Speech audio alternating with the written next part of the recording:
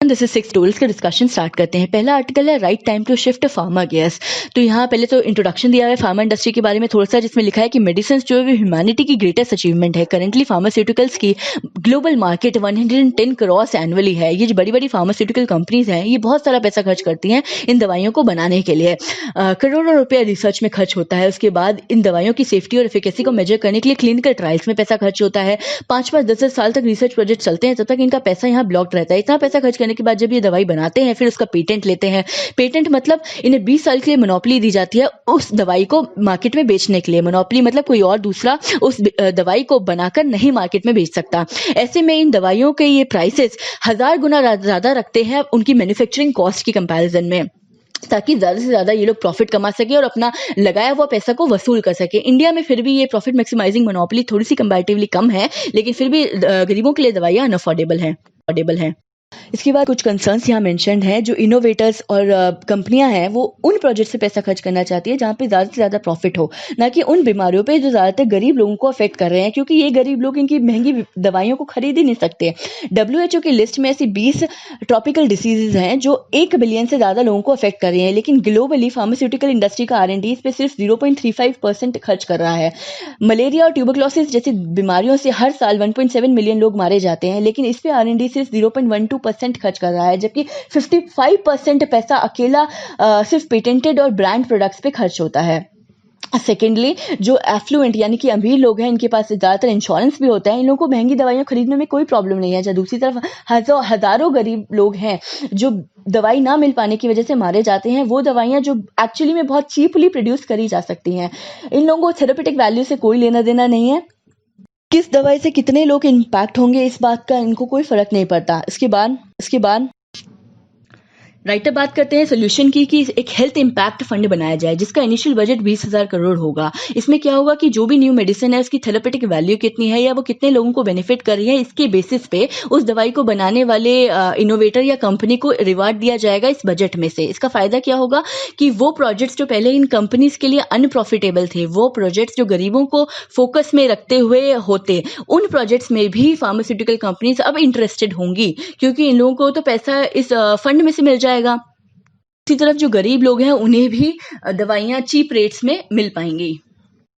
सबसे बड़ी बात यह है कि इसमें हेल्थ आउटकम्स को रिवार्ड दिया जा रहा है, ना कि सेल्स को। दवाई की थेरापेटिक वैल्यू कितनी ज्यादा है, वो कितने ज्यादा लोगों को बेनिफिट कर रही है, उस बेसिस पे रिवार्ड दिया जाएगा। इससे कहीं ना कहीं इनोवेशन भी ज्यादा बढ़ेगी।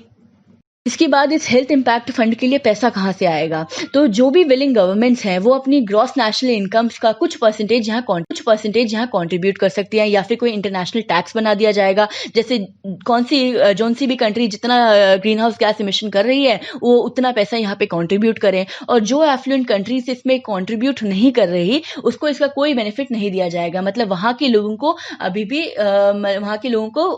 महंगी ही दवाइयाँ खरीदनी पड़ेंगी।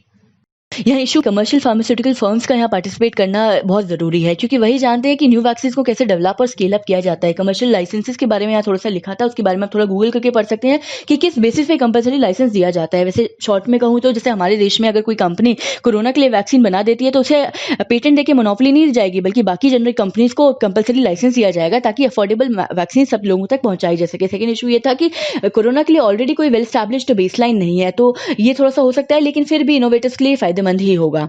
इन दूसरा एक छोटा सा आर्टिकल था लेफ्ट में, शाइन अ लाइट, वो भी फार्मास्यूटिकल्स पर ही था, कोई खास नहीं है। आगे बढ़ते हैं।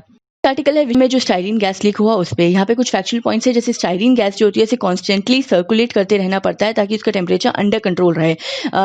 स्टाइरीन गैस का स्टोरेज टेम्परेचर है 15 to 18 डिग्री सेल्सियस। लॉकडाउन में ये बहुत समय तक स्टैग्नेंट रही, जिसकी वजह से इसमें सेल्फ पॉलीमराइजेशन रिएक्शन हो गया। अब TBC जो होता है वो सेल्फ पॉलीमराइजेशन रिएक्शन को इनहिबिट यानी कि रोकता है, लेकिन TBC का स्टॉक भी इनके पास खत्म हो गया। जो ऑक्सीजन लेवल अगर 6% से कम हो तो वो इंडिकेट करती है कि सेल्फ पॉलीमराइजेशन स्टार्ट हो चुका है, लेकिन यहाँ पे कोई इक्विपमेंट या सेंसर नहीं था अपर चैम्बर में जो ऑक्सीजन लेवल को मेजर करे। तो यहाँ अलग अलग स्टेजेस पे जो लापरवाही है उसके बारे में आर्टिकल में मेंशन्ड है। सबसे ज़्यादा नुकसान हुआ है उन लोगों पे जिनका लाइवलीहुड एग्रीकल्चर पे था, क्योंकि स्टाइरिन गैस हेवी होती है और जल्दी सेटल डाउन हो जाती है, इसलिए इन लोगों से कहा गया है कि अपनी सारी स्टैंडिंग क्रॉप को डिस्ट्रॉय कर दें। एनजीटी यानी कि नेशनल ग्रीन ट्रिब्यूनल, जिसने सुओ मोटो कॉग्निजेंस लिया इस पूरे इंसिडेंट का, उसने कहा कि एलजी पॉलीमर्स जो है उनकी एब्सोल्यूट लाइबिलिटी है जो कुछ नुकसान हुआ उसके लिए, उन पे 50 करोड़ रुपीस का फाइन इंपोज किया है। इन लोगों ने मिनिस्ट्री ऑफ एनवायरमेंट से कोई भी क्लियरेंस नहीं लिया था और सिर्फ Andhra Pradesh pollution control board की परमिशन से ये लोग काम कर रहे थे, जो कि गलत है। एनजीटी ने ये भी कहा है कि एक कमेटी कॉन्स्टिट्यूट होगी जो आने वाले 2 महीने में रिस्टोरेशन प्लान पूरा बनाएगी।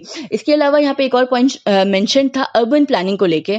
तो जब भी सिटी की प्लानिंग होती है उसमें एक साइड पे इंडस्ट्रीज होती हैं, बाकी साइड पे जनरल पॉपुलेशन, लेकिन विशाखापट्टनम में ये इंडस्ट्रियल ग्रोथ बहुत ही स्कैटर्ड है। दूसरा, विशाखापट्टनम जो है वो बोल शेप्ड का है, एक साइड पे बे ऑफ बंगाल है और बाकी तीनों साइड पे माउंटेन्स आ रहे हैं, तो मोस्ट ऑफ द इंडस्ट्रीज वो बाहर ना होके इस शेप के अंदर ही हैं, तो जबकि इस इंडस्ट्रीज को हमेशा लीवर्ड साइड पे होना चाहिए माउंटेन्स के। लास्ट रनिंग फॉर्मूला, इसमें बस ये लिखा था कि अब धीरे धीरे स्पोर्ट्स एक्टिविटीज़ को भी रिवाइव करना चाहिए। जो डोमेस्टिक लीग्स हैं वो फिर भी कंट्रोल्ड एनवायरनमेंट में खेले जा सकते हैं, लेकिन जो इंटरनेशनल गेम्स या इवेंट्स हैं जहाँ पे अलग अलग कॉन्टिनेंट से बहुत सारे लोग पार्टिसिपेट करने के लिए आते हैं, वहाँ पे एक्चुअली कंसर्न्स और चैलेंजेस होंगे।